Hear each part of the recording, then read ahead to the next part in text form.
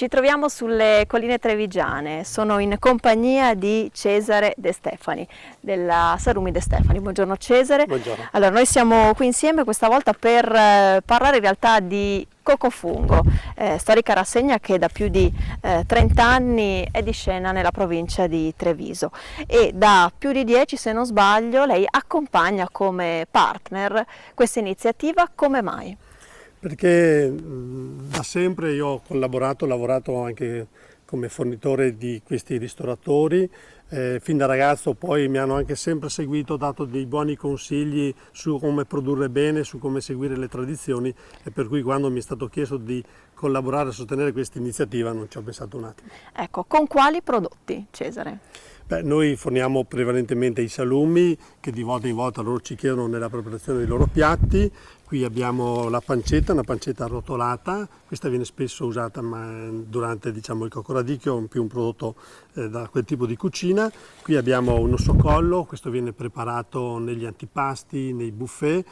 Questo è un ossocollo tutto lavorato a mano, in budello naturale, la legatura noi la facciamo ancora a mano, il processo manuale dà sempre un buon imprimatur sul prodotto.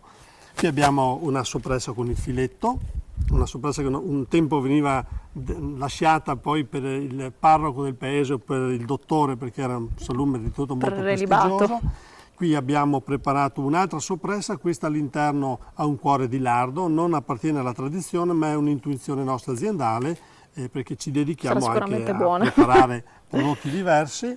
E qui invece abbiamo la classica, la storica soppressa di grosse dimensioni. Una buona soppressa deve avere sempre oltre 2 kg di peso a fine stagionatura, anche questa in budello naturale, legata a mano, e queste in particolar modo, queste produzioni vengono da noi denominate luna calante, perché seguiamo anche il periodo del calar di luna come da tradizione nell'insaccare questo tipo di carni suine. E altra particolarità noi le denominiamo le invernenghe, perché vengono prodotte solo e solamente nei mesi invernali.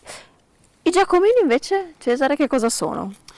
I giacomini sono un'intuizione un po' più strettamente aziendale di mio fratello Giacomo, da cui poi la denominazione Giacomini. Sono dei filetti di maiale che vengono lasciati in un infuso di vino prosecco e spezie, poi dopo alcuni giorni vengono appesi, hanno un processo produttivo che dura circa 25 giorni, messi in asciugatura, leggermente affumicati, e dopo circa 45-50 giorni sono pronti. Si presentano molto magri e anche molto teneri, molto morbidi, poiché ricavati dal filetto.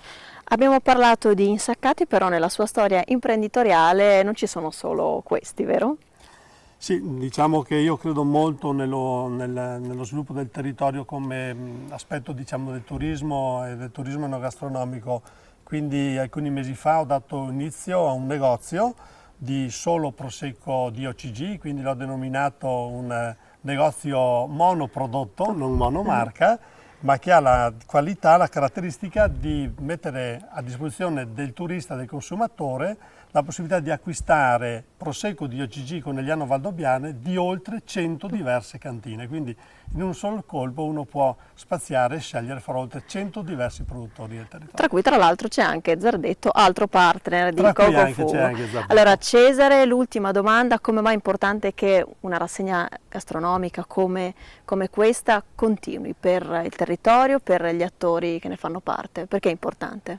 Io sostengo sempre con convinzione questo tipo di iniziative. Io vedo che i nostri ristoratori fanno parlare molto bene della provincia di Treviso con la loro cucina, attraverso questo portano curiosità, portano turisti, se loro portano turisti si crea occupazione, per cui quello che abbiamo perso sotto il profilo del lavoro del manifatturiero, secondo me abbiamo ben compensato e c'è ancora possibilità di crescere sul turismo enogastronomico e sulla cucina. Grazie a Cesare De Stefani. Amici, restate con noi perché Verde Nord-Est ha altro da raccontarvi.